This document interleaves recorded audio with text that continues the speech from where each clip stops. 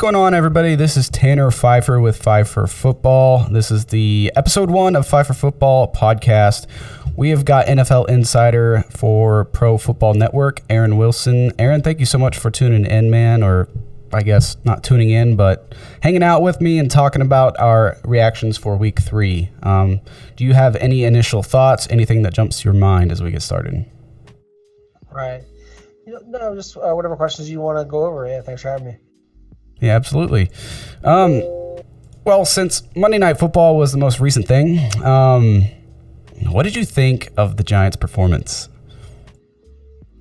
The Giants are a team that look at, their personnel. They're missing some things. They're missing some players that they need to have. The latest loss is Sterling Shepard towards ACL. He did. I think Brian Dable is doing a good job of coaching a team that's not really, the roster that they hope for. It's what they've inherited. And I think they've done a good job of coaching Daniel Jones and making the best of a tough wide receiver situation where they're paying Kenny Golladay basically not to play. And, they inherited his bad contract, and now they're trying to make do. And, they actually have interest in Cole Beasley. They FaceTime with Cole Beasley. Brian Dable has. And they're still interested. I think eventually what will happen is he'll sign to the Buccaneers active roster. But the Giants, Brian Dable's been pretty aggressive. They just didn't put up enough money for him to join them. So I did hear rumors. I didn't know it was an actual confirmed report. Okay, yeah, interesting. I'm reporting it right now. I've known this for weeks, but yeah, I'm gonna wow. Put it out there now. Yep. That's awesome. So we got some cool news, something that's confirmed. Yes. Yeah, I did see that flying around Twitter that he was actually FaceTiming free agent wide receivers. Coach FaceTiming with veteran receivers. Yep. Yeah. Awesome. Well, yeah. So is Cole Beasley on the Bucs practice squad right now? He is. He's reverted back to their practice squad. Interesting. Passes, and he's weighing his options. I think ultimately he's going to wind up staying there, but we'll see. Anybody can sign him, but he has to agree to sign. He can't just be fucked off the practice squad. The rules are that he has choice of where he wants to be. Okay, so that goes for any player, right? Not just veterans and stuff. You're not required to sign with the team. You can decline. They can contact you, and you can say, "No, I want to stay here." There was a player today, Jesse Luketa. He got promoted from the Cardinals once it was presented to them that he could have went to the Ravens, and so he decided to stay, and they signed Jeremiah Atachu to their practice squad. I'm sure he'll be up on 50 in Baltimore. That's kind of nuts. That's awesome, though. I think Cole Beasley, it's great that he has the options, but I think ultimately, in my opinion, I think he would stay with the Bucs as well. I mean, it just makes sense for him to do that. I'm sure Tom Brady wants him to stay, and Tom was involved in the beginning of it. So I don't think he's going to tell Tom, I don't want to play here. Yeah, and he's the one that, didn't he DM Tom on Instagram? Yeah, he shot his shot at Tom, and then Tom was good with it. And he's similar to some receivers he's played with before, including Danny Amendola and Julian Edelman. So, yeah, I think he saw some parallels. Cole is someone that, I have some opinions about this, not being political or anything like that, but he is not in favor of vaccination. He's an anti-vaxxer, so that rubs some people the wrong way. But ultimately, I judge him just as a football player and tough, dependable football player. And he's someone that anyone would really want as a teammate, and that's why he had options. He still has options. That's good, man, because he's 33 years old. I didn't know if he actually had that much interest as a free agent. Maybe that's why I thought he was still a free agent this summer, because he couldn't do a lot of training because his wife was dealing with health issues, so he had to take care of the kids this summer. He was able to finally do some workouts with Baker Mayfield and Danny Amendola in Austin, where he lives. So they were able to work out. But for a while there, his wife was on bed rest, and he couldn't do a lot. So he was, staying home with the kids and taking care of her and the kids. So, yeah, he couldn't train. And so he was also – I do think there's some teams that don't love that he's an anti-vaxxer. But, he writes his beliefs, and as long as he's following the rules, which he is, then you can't really do That's right, man. Yeah, family first, and then obviously you're allowed. I think you should be judged on your football skills, especially when it comes to something like that. He's like a well-behaved guy just because he thinks differently. I mean, I generally think that most people should get vaccinated because I believe in the science, but I would wholeheartedly defend his right to have a different belief. Right. Actually, last week of former Atlanta Falcon Scott Roderick David, and Roderick was fired because he refused to get vaccinated, and that's because of his beliefs. And they fired him, saying that he was not following like a workplace rules. But he made a decision, and they made a decision. But now he has his own consulting service, evaluating players, so doing his own independent scouting. Well, good for him. It's an interesting issue. It's not something that you really think about a whole lot, but it does. No, the average NFL fan, you don't think about any of this stuff. You don't know about any of this stuff that goes into it and what it takes to sign a player. Yeah, I mean, only when someone like Cole is outspoken about it, and he is. So, he is stated his beliefs. I think he would prefer at this point just to be known for football and not debate people on social or anything like that. So I guess it was last season, or was it the season before when all that stuff started? Year. Okay, yeah, I remember that with the Bills. Yep. And dang, that's good to know, though. It became a big thing, especially like on some other blogs that like drama a lot more. I don't think I wrote about it at all because I just didn't find it that interesting. But some people thought it was fascinating. I think mostly for the clicks. Exactly. It's all for the clicks, man. I'm here for, I just love the football. Guys like us, we love the game. And to me, that's the bottom of it is like, and I think that staying with the Bucs, honestly, is going to be his best chance to win, especially, I'm not going to call him a ring chaser, but at that age and at that point in your career, you may as well sign with a team that's going to give you the best chance to win. And I mean, the Bucs and Tom Brady, I think he's going to get it figured out. I know it's been kind of a shaky start for him, but I think they're going to get it figured out. Tell me what you think about. So, going back to Monday Night Football, I think it was the Giants gave up like over 20 pressures, which was more than any team has allowed this season, including the Bengals, who have let Joe Burrow be sacked like the most in the league once again. So, I mean, I thought Daniel Jones, I'm not like a big Daniel Jones believer, but I thought he actually did pretty well last night given his circumstance. Yeah, I think he doesn't have a very good offensive line, right? They need offensive linemen. They do. They've got to improve that position, and I look at it and I think, where is this thing going? Yeah, it's like, I mean, I saw the press conference, after the game, and they're all just like, oh, give them credit. They're a good defense. Give them credit. And they just kept saying that a lot, but they just didn't really sound like they know what to do to solve that issue, or maybe they just didn't want to say because, it's just the media, and, I'm sure they got to review the film and stuff, which is what they kept saying. But, yeah, that offensive line, besides a few runs there from Saquon, just didn't look promising. And rookie, I think it's Evan Neal, didn't look great either. I guess, his rookie skills were showing there. But yeah, that's my thoughts on that. Hopefully they can step it up, but I honestly think they're going in the right direction with their coach and everything that's changed there in the front office. Now, you are very close with the Houston Texans. Tell me what anything going on, or what you think of rookie running back. Is it Damian, however he pronounces it? But he looked good. Damian? Yeah, no, he's a good running back. He's a strong runner. I know his stats aren't outstanding. He was going to get 100 yards, I believe, if not for the way the game was going. He fumbled a couple times fighting for extra yards.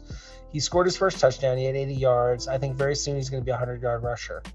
And this is a game where arguably they should have used him even more. And yeah, the way the game went, and they made, I think, some dumb calls in my opinion, going with Rex Burkhead because he's a better receiving back.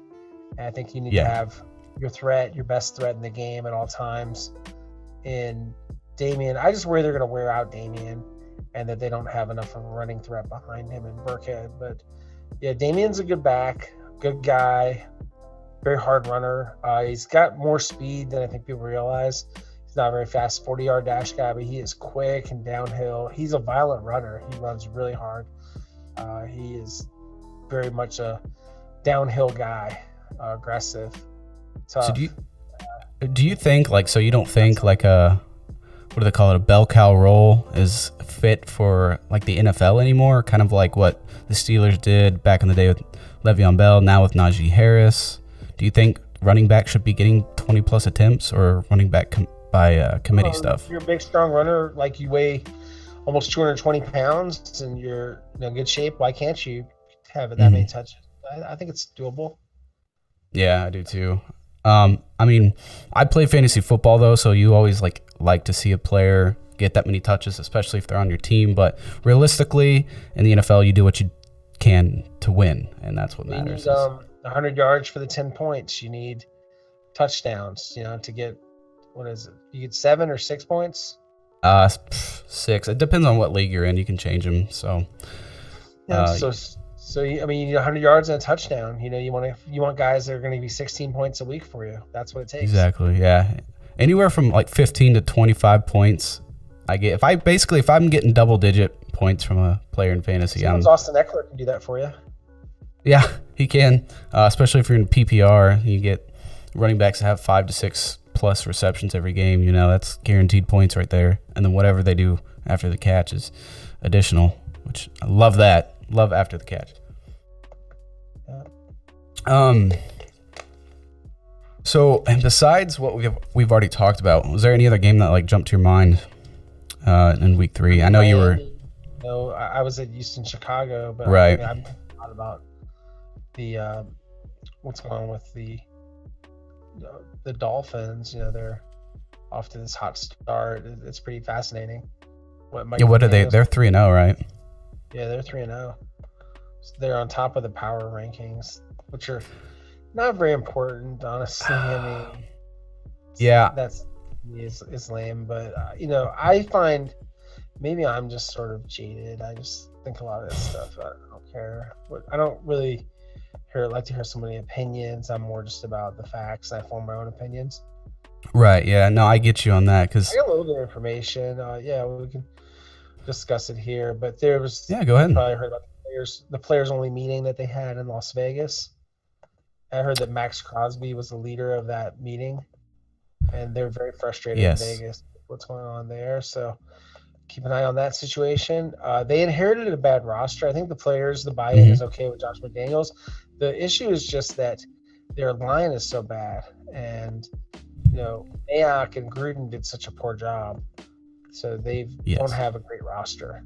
And I know that they have Devontae Adams, but there's not enough. You can't do it all. Yeah, to go with Carr. And when Hunter Renfro's injured, they're pretty one-dimensional. I just didn't. I mean, so many people. That's one reason not to buy into power rankings and stuff is because, I don't think they're that important. I never thought that the Raiders were going to be a hot team. I didn't think they're going to be a playoff team. And that's been proven after their 0-3 start, which they're the only 0-3 team in the NFL right now. For sure. But yeah, I didn't think going into the season. A lot of people were pretty hyped about him, but and even giving McDaniels coaching history. Different team. Yeah, we'll share a few things today. Go ahead. This isn't a big shocker, but the ice is getting pretty thin for Matt Rule or this hot seat. And I think if they move on, I think they can move on before the end of the year. So I keep hearing, and I don't think anything's imminent. And Tepper is going to focus more on this going forward. Last week was, observing religious holidays, but I would think that look for him to keep a really close eye on what's going on. And I've heard that Matt Rule's support in the locker room is not very good, and I don't think that Baker Mayfield can save him. Baker's not playing particularly well, and it's kind of showing why the Browns moved on from him. Yeah, so in my opinion, that's not surprising. Do you think, other than Matt Rule, are they looking at any other changes coming ahead, or quarterback situation? Or are they going to stick with Baker? I mean, I don't see Sam Darnold doing any better than Baker, but no, that's the only guy. Yeah, man. What's the Panthers? Did they even win this week? I didn't even look at that score. Let's see. They did. They did. What was the score? Oh, it was 22-14 over the Saints. Yeah, they're a 1-2 start right now. But yeah, what do you think Matt Rule is? Is he doing something particular that players don't like? Is it his attitude around the locker room? Yeah, I already lost the locker room, a lot of them last year. Yeah, okay. I don't think that's attitude at all. Good to know, man. That's unfortunate. Like, Panthers, I don't see. I just never saw them as a playoff team ever since Cam Newton left, or even before he left. They just went downhill after that Super Bowl appearance, in 2015. And speaking of Cam Newton, it's nothing. I don't think it's going to happen. But Patriots fans, some are calling to bring him back. Some are like, no, let's roll with Brian Hoyer or that rookie. I don't think they'll be calling him. I don't either. They didn't really play particularly well with I haven't Cam seen Newton. anyone credible report that should or will happen. I think it's been all just fans. Just fans talking. Yeah, that's it. Yeah. What did you think of their? Did you see their rookie quarterback play in the preseason? Is it Zapke? I think Zapke is talented. Actually, I like him. I do too. I really do. And I don't think he's ready. And Hoyer's significant experience. I've covered Hoyer as a starter. He's never really a guy that you want to have be the long-term starter, but he's a nice player in the sense of like he can run the offense. He's smart. I think he's someone that you can count on. Yeah, he's a good guy. He's just very intelligent. He's scrappy. I probably shouldn't. No one's scrappy. Good for like a Rudy, but no. Yeah, no. I mean, it's his third stint, right, with New England. He's been the backup there for several years, and I'm sure he's got good. Obviously, he does something right because Bill Belichick seems to like him, and it's looking like he's going to get to start for the next few weeks with that high ankle sprain of more Mac longer Jones. than that. It's a terrible high ankle sprain. He can't put any weight on it. It's a bad situation. Yeah, the videos and the photos. I mean, he was like screaming. Yeah, 4 to 6 weeks. My prediction. And you think Hoyer is the man to start 4 to 6 weeks? I mean, if he doesn't get hurt, he could be the guy. Could be the guy. Yep. Will be the guy, I think. I think he will. I mean, how long it is, I just don't know if. I don't know their schedule coming up, so I don't know who they're playing, but. I don't have it in front of me, but yeah, it doesn't really. It's not about the schedule as much as just that's their best option. That's true. Yeah, you got to play the cards you're dealt. What are the Texans looking like coming up in week 4? Who do they play? The Chargers. Chargers are pretty banged up, so. They are. Yeah, you got anything on that? They still have Keenan Allen and Mike Williams, and Herbert probably will play hurt, and the Beckler. They won't have Joey Bosa or Rashawn Bosa's Slater. out. I mean, that's not enough to make it a Texans pick. Yeah, but I mean, they really are banged up because Guyton went on the IR today with a torn ACL. Like you said, Slater's out for the year. I mean, they really are banged up. It's like every season the Chargers, their injury list is insane. It's like 20 plus players every year. They just got bad luck. It's like an injury bug there. There was a lot of calling for like changing the field at MetLife. Do you think that's like an actual thing, or is it just coincidence that players are tearing their ACL so much? I think it's bad. I mean, John Harbaugh said it was bad. I trust John when it comes to knowing the surface. So yeah, if he says it's bad, that's enough for me. I've just never. It's been years since I've played football on turf, so I just like. I don't know. I don't have any, I guess, experience with that, or what's holding back these teams and franchises from going to actual grass. Is there a reason you think behind that? Less expensive to have turf. It looks better too. Yeah, I guess you don't have to mow it, worry about it dying, upkeep and everything. Makes sense. So talk about Davis Mills real quick and what you think about his performance. It's been not terrible, but not good. It's below average. It's not as good as he did last season. He's out of sync with Brandon Cooks. He's been trying to throw to Cooks too much. He should be throwing to Nico Collins more. Nico's been successful in terms of average per reception, about 15 yards, and I think he needs more work. He's a good player, and he's not doing enough with, O.J. Howard caught a couple touchdowns in the first game, then he hasn't gone back to him. Yeah. Since, it's like he's just all over the place. And then I think Pep Hamilton's play calling could be better. I think Pep could do a better job of using the weapons he has and just protecting Davis from himself and picking high percentage things that he can do. What do you think the biggest strength for Davis Mills and Nico Collins are? Like, what are they best at? Nico runs a pretty good dig route. He's good on jump balls. He's good on the slant. He can run it out, but Brandon Cooks runs the out and the post better than him. Mm-hmm. Brandon's 4.33. He's a 4.4, but he's 6'4", 215. So he's a nice big target. Yeah, he's tough. Yeah, I think what do you think Davis Mills should be doing more of like dump pass work, kind of these short screens and stuff, or running the ball more? Or just does he need to just settle down, be less jittery, and just stay in the pocket? Is he rolling out? He's staying in the pocket too much. He should probably be throwing on the move a little bit.